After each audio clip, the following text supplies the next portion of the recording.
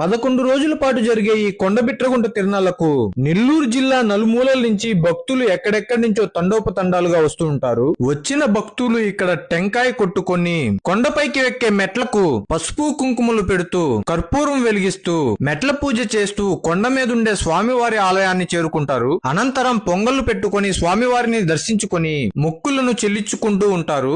ఏడాదికి ఒకసారి జరిగే ఈ కొండబిట్రగుంట తిరునాళ్లలో 11 రోజుల పాటు రోజుకొక సేవ లెక్కన స్వామివారికి పూజలు చేసి ఆలయం చుట్టూ ఊరేగింపైతే చేస్తూ ఉంటారు. ఈసారి జరిగే తిరునాళ్లలో సరికొత్తగా ఆలయంకి తూర్పు వైపున మార్గాన్ని ఏర్పాటు చేస్తూ భారీ ఎత్తున గోపురాన్నైతే నిర్మిస్తున్నారు.